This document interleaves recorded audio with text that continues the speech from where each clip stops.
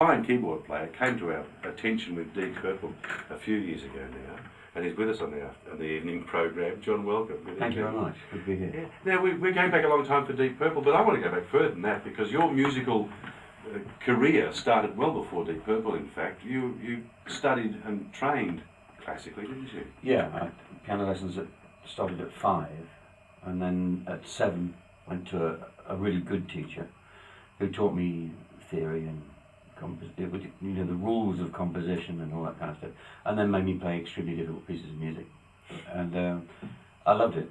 It was a wonderful world to find myself in. Yes. And my dad was a pretty good amateur sax player, and he wanted me to take up the piano. And the great thing was, it was my first love, orchestral music, what we call classical music, you know. Yes. And then I discovered rock and roll, but the nice thing is that one didn't preclude the other. One didn't send the other one scuttling off into the next room. I actually managed to retain a love for both, and have done ever since. That's one of the most important points that's ever been made, though. It is quite possible for all forms, all styles of music to live quite happily in the same house. One doesn't preclude the other. Absolutely not. I have no problem with that. Mm. And, in fact, it's almost like I feel like tattooing it on my forehead sometimes. You know, like, it's just music. It's all music. Yeah. Right. So, but I imagine then when Deep Purple started, when you're playing with rock and roll started, there were those with whom you had spent time in the orchestral and the traditional styles, who poo-pooed what you were doing and thought you were somehow a traitor to music. Yeah. At first, actually, my parents were shocked and surprised. And they were shocked and surprised when I started playing rock and roll. You know, my mother said, "What on earth is that?" You know.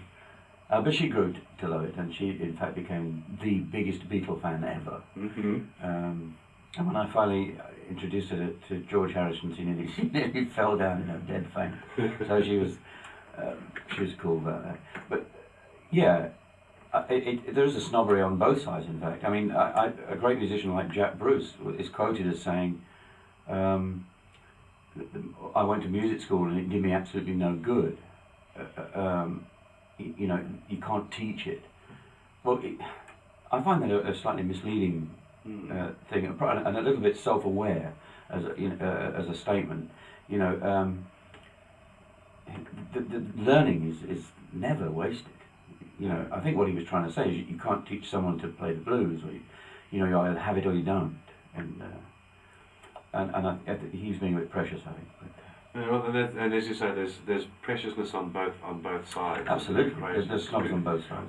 Which you had to deal with when your concerto for group and orchestra was being performed, having to deal with the classically trained musicians of an orchestra in England who just didn't get it. They didn't understand what they were being asked to do. 1969 as well. I mean, you know, the Royal Philharmonic Orchestra, I don't really knew what had hit them. They were very much hidebound by tradition. It was a very traditional orchestra. Yes. And had it not been for the fact that we had the saintly Malcolm Arnold conducting us, who was highly respected by orchestral musicians, having been one himself. He was principal trumpet in the London Philharmonic Orchestra before he left to become a conductor and composer. And had he not been at the helm, it would have been disaster. But he had a good vocabulary, did Malcolm, and he used it not unsparingly, to tell these guys to get their act together. And one great quote, ladies and gentlemen, we're going to make history tomorrow night. We might as well make music while we're at it. Come on. Let's do it. Yes. Splendid man. But the sadness of that is, of course, so many of the finest classically trained players had already worked with the Beatles. Barry Tuckwell had recorded with them. That had some fine trumpet players. That had some fine string players. Yeah. But the message still hadn't got across to a hidebound group like the Royal Philharmonic Orchestra, that they were allowed to play with music, not just follow the dots. Yeah, I can understand, someone who just doesn't like it, and that's fair enough. I mean, if a guy's studied at conservatory and he's worked and he's working his way up to, say, like the second or third desk of the first violins, and all he wants to play is Mahler and Beethoven and Mozart and so on, I can understand him getting a little miffed. if he's asked to play something written by a rock and roll musician. And in fact, when they actually got the music put in front of them and realised that it wasn't, they weren't just being asked to accompany a rock band. It was actually music written specifically for the orchestra to play, as in a concerto grosso form. Then a few of them relented. One didn't. One lady stormed out, said, "I didn't join the RPO to play, what did she say, second-rate Beatles music." Oh, really? I said, "Thank you very much, I'll take third rate." But they would have turned around and played Stockhausen, though, or some of the almost unlistenable music that orchestras have been asked to play from time to but some of them, and they have a great phrase for it in England. I don't know if they use it over here, but they call that very modern stuff. They call it squeaky gate music. Squeaky gate music. Yeah, Yes. and it's, and I think a lot of orchestras don't like that. But I think the volume was a problem for them, because in 1969 again, we didn't have the technology to screen off the orchestra and to mic them well, so that they had to put up with quite a significant amount of noise. Although we were using tiny amplifiers and the small drum kit. It's back in the days of Vox 100 amplifiers. That's right. But Richie had a Vox AC30. But you can see if you watch the video of that wonderful night all those years ago, you can actually see a couple of members of the violins with fingers in their ears and grimacing. It's very instructive. During the course of Deep Purple, and it's been a long and illustrious career for a fabulous band, Deep Purple, with a few changes, people coming in and out of the way, but the band continues. Did you continue to write aside from what you were writing for the band? Yes. Yeah, I did a lot in the 70s. I had a more fallow period in the 80s. I didn't. I sort of lost my way a little. I wasn't quite sure what I wanted to do under.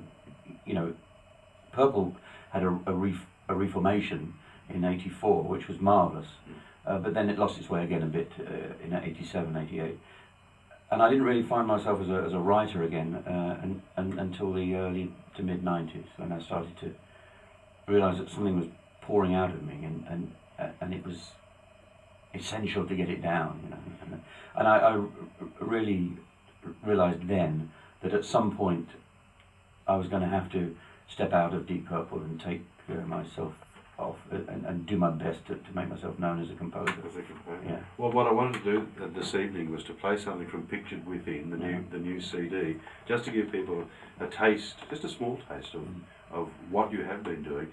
So I'm playing from this the piece Music for Miriam. But can you give us the overview of Pictured Within? Is there a story attached to it? In somewhat, yes. There's EMI came to me and said, "It's about time you did something else for us, John, under your own name. And do you have anything in mind?" And I realised that, I've got all this music that I've been writing down for some years. And as I went through it, I realised that several pieces almost went together, although they hadn't been written to do so, in a sort of a long suite, and they had the same feel. There's a slight melancholy to the album. I lost both my parents just during the period of leading up to recording it. Mum first, and then a year later my dad. And I felt very strongly that this was my way of saying thank you to them, So there's, and it's strongly autobiographical. I think each piece has something to do with a place or a person that has affected me or had an influence on me. The words to the title track, Pictured Within, say, "Here be friends, here be heroes, here be good times, bad times," and so on and so forth. And the title is actually nicked from the dedication in Edward Elgar's Enigma Variations. It's dedicated to my friends Pictured Within, is his dedication at the front of that. And as this album is meant to try and... what I'm saying is that in the music you'll hear what I'm what I'm about. That- Music for Miriam is actually was written for my mother. it's a beautiful, it's a lovely CD. It's a beautiful piece. To have a close listen to John Lord from Pictured Within. Music for Miriam. It's the first movement of part 3 of Pictured Within, John Lord's new CD. And it's a simply beautiful CD. And John, coming as a surprise, I guess some people are expecting something a little bit more like this, perhaps. Ah. But they're not going to get any of that. Not on this CD. Not on this CD. I think there's enough of me doing that on plenty of CDs. Plenty of other CDs. Yeah. The beauty of this is the training. Actually, we were talking about this before, but the education, the training comes through. There are a number of occasions when someone who hasn't had the early training and understanding of music theory will try and put together a work in a more classical and traditional musical style, romantic style, and it ends up just being pop-pap with strings. And we've heard it before, and dare I say it, even Paul McCartney's efforts have fallen flat. Mm-hmm. And I think it's because he was never trained to understand composition the way you have been. He certainly, I would never denigrate Paul's grasp of the popular song. I mean, Yes, it's one of the finest. Yeah. I mean, many sort of top-flight music critics have compared him favourably with like Schubert. Mm. You know, the Schubert of his time, if you like. Yes. And but when he's put himself into the larger, what's the word I want? It was Form. the deep end of the swimming pool. Yes. Yeah, I think it loses its way. And what happens is he writes out what he wants or plays it out on a computer and so on. Then he gets like really clever guys to orchestrate it for him. So it's a little bit like painting by numbers. I mean, you don't see a painting by numbers painting hanging in the Tate Gallery, No. you know. And I think I'm not a great fan of Paul's huge things, you know, like Standing Stone and the Liverpool Oratorio.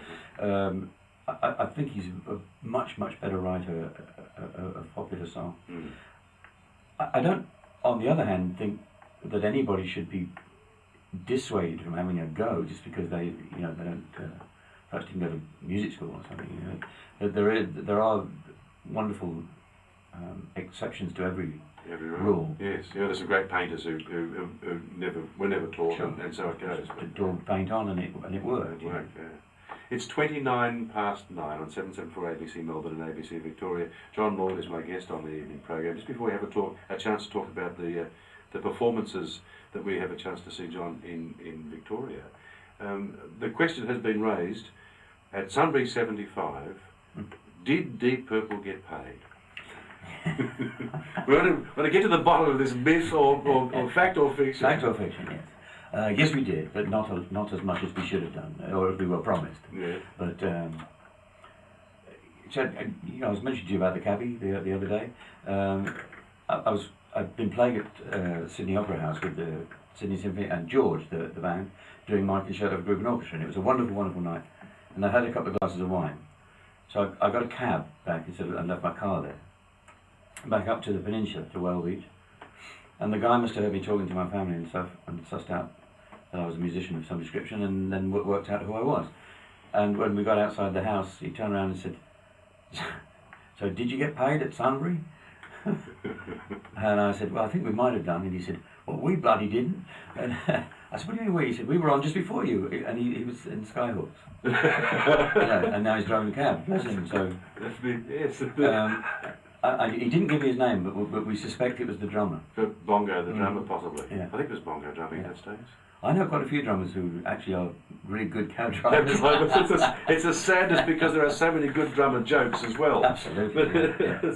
Now, the performances, you've had a chance to play the concerto in Sydney, but you've hurt your thumb, so you're not able to do the piano. On the second night, I got rather overexcited at one point in the fast movement at the end, and I smacked my left thumb on the side of the Hammond organ, and it's an old injury. And it's exacerbated it to the point where playing the piano is not really an option. Mm.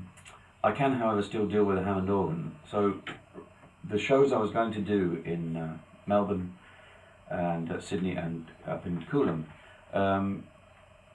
were going to be based around Pictured Within.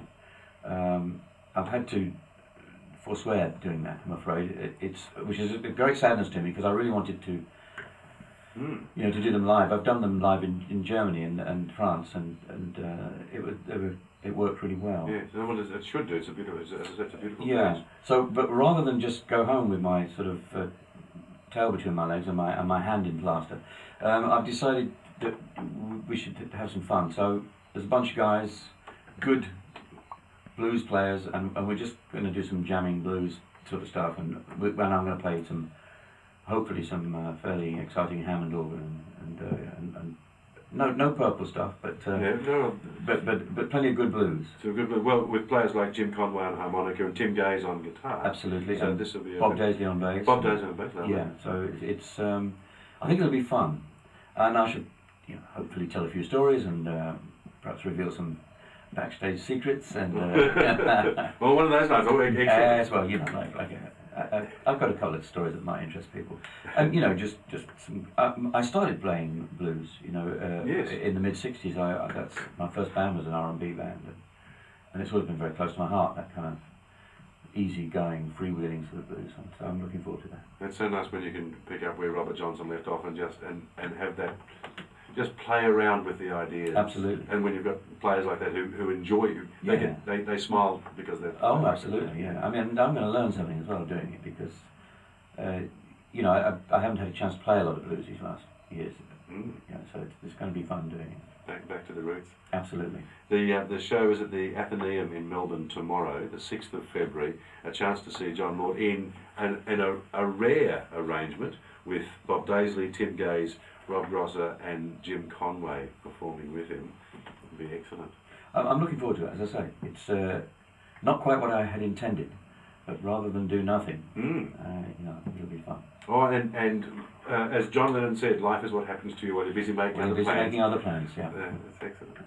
John, thank you so very much for being with us on the program this evening. It's been an enormous pleasure. I thought I might play just a little bit more, Circles of Stone. All right. Well, I could play it all. One night we'll continue to play pieces of this because it really is. It's lovely music, and it's a great opportunity to see another side of someone who we have come to admire for such a long time for all the right reasons too. John, thank you so much. Thank you. John Lord's CD is pictured with him, and at the Athenaeum tomorrow night in Melbourne. It's 26 to 10 on 774 ABC Melbourne and ABC Victoria.